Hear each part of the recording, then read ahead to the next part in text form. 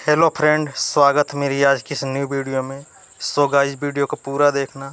अगर चैनल पर पहली बार हो तो चैनल को सब्सक्राइब ज़रूर कर देना। तो चलिए आज की इस वीडियो को स्टार्ट करते हैं। राम और सीता के रिश्ते की 5 खास बातें हर पति पत्नी को लेनी चाहिए सीख। तो चलिए जानते हैं कि वो कौन सी सीख है। भगवान विष्णु के 7वें अवतार प्रभु श्री राम और माता सीता का रिश्ता युगों युगों तक याद किया जाएगा। प्रभु श्री राम की एक ही पत्नी और रानी थीं, वह माता सीता थीं। वहीं माता सीता की पवित्रता, उनके आदर्श पत्नी होने के कई उदाहरण रामचरितमानस में देखने को मिलता है। माता सीता एक राजकुमारी थीं, लेकिन अपने पति श्रीराम के वनवास जाने पर वह उनके साथ 14 साल तक जंगलों में रहने को तैयार हो गईं।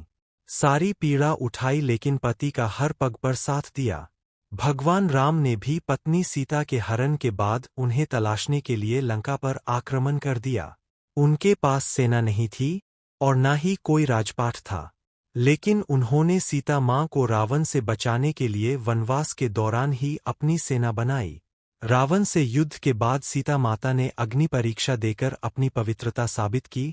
तो वहीं अयोध्या वापसी के बाद जब राम और सीता फिर से अलग हुए तो भी उनका एक दूसरे के प्रति प्रेम कम न हुआ। माता सीता कुटिया में रहने चली गईं, तो राम जी महल में ही सभी सुख सुविधाओं से अलग बिना दूसरा विवाह किए माता सीता के वियोग में रहने लगे। इसी कारण अक्सर लोग कहते हैं कि जोड़ी हो तो राम सीता जैसी। अगर आप भी राम सीता की तरह एक आदर्श पति पत्नी की तरह रहना चाहते हैं तो उनके रिश्ते से ये 4 गुणकारी बातें सीखें। नंबर 1, हर परिस्थिति में एक दूसरे का साथ दे।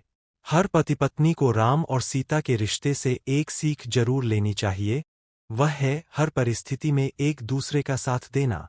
वनवास होने पर माता सीता ने राम जी का साथ दिया, तो रावण द्वारा हरण होने के बाद भी श्री राम माता सीता को वापस लाने के लिए डटे रहे। विपरीत परिस्थितियों में भी उन्होंने एक दूसरे का साथ नहीं छोड़ा। बुरी से बुरी परिस्थिति में भी दोनों ने एक दूसरे पर विश्वास बनाए रखा। नंबर 2, रिश्ते के बीच न आए पैसा और पद। प्रेम पद और पैसों से परे है।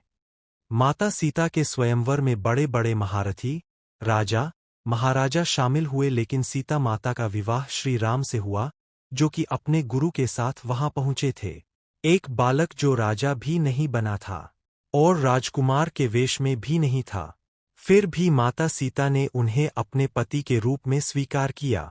वहीं जब राम को वनवास हुआ और उन्हें सारा राजपाट छोड़ना था, तब भी माता सीता ने पति के पद और पैसों के बारे में तनिक न सोचा और सारी सुख सुविधाएं छोड़कर श्रीराम के साथ वनवास चली आईं।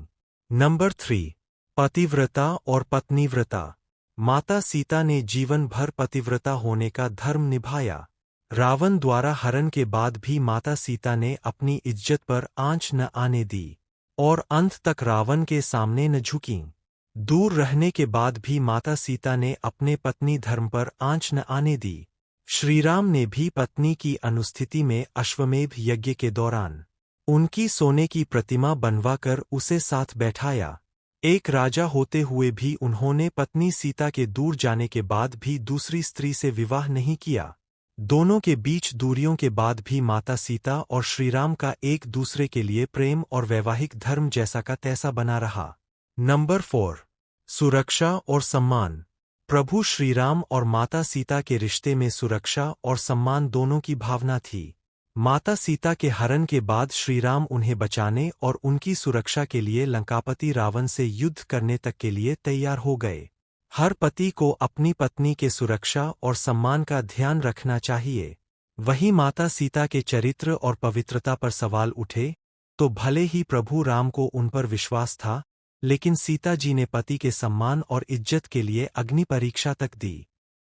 आज की इस वीडियो को यहीं पर द एंड करते हैं। फिर मिलेंगे कल एक और नई वीडियो के साथ। तब तक के लिए बाय बाय। जय हिंद, वंदे मातरम।